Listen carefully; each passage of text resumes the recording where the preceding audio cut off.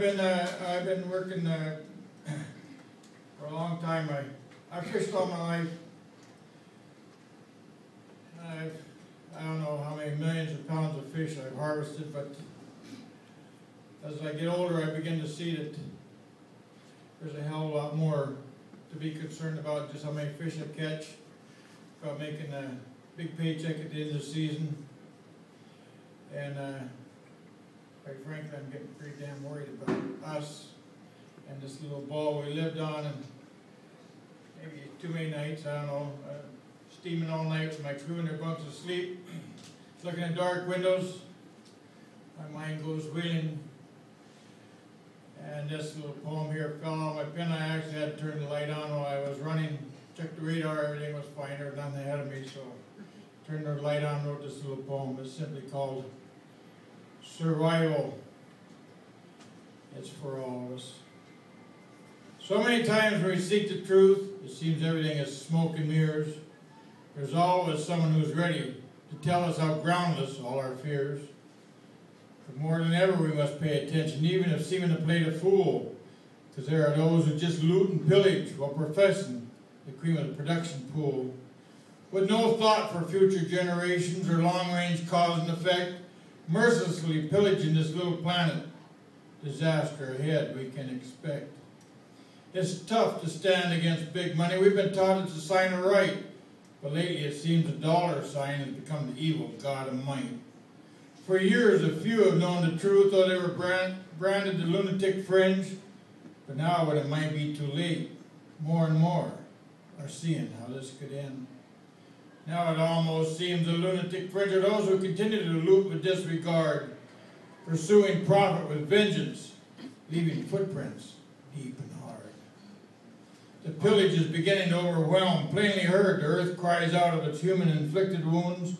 We're destroying the paradise that was within our reach. Our irresponsible actions, irreversible soon.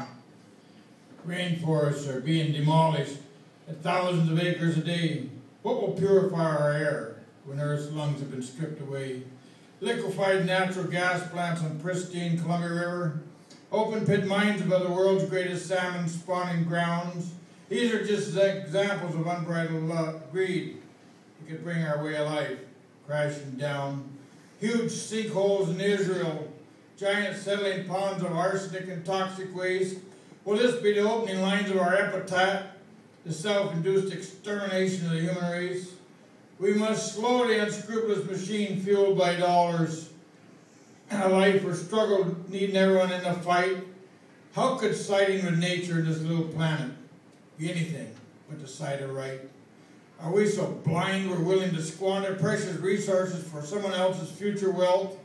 I'm not, and I'm willing to do whatever I need for Mother Nature's strong, good health. This planet does not belong to us, accepting that we have the intellect to protect, but so far we've fallen very short of what nature has a right to expect. Are we so flawed we just can't see the deadly harm we've been doing? When it's obvious the course we travel now will lead us all to terminal ruin. The situation can still be reversed, but it'll take sacrifice and work by everyone, or else one day we may no longer see the rising of our morning sun.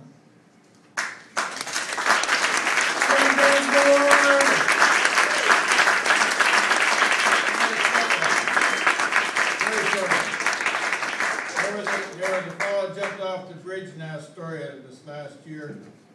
I don't know him, didn't really know him, but it affected me quite a bit. And this poem come to me, I think suicide is such a terrible, terrible waste. Yeah, it bothers me every time I hear it. So I named this Jumper. He took his last final step out into the cold, thin air. Could anyone have changed his mind if only they'd been there? Did he aboard his downy plunge, finally free to fly? Or just surrender to the fall as simply as means to die? Partway down, did he change his mind? Oh God, please let me just go back. Or was his hard heart, mind a blank, his world already gone to black? His first step was for someone loved in a warm, sheltered home.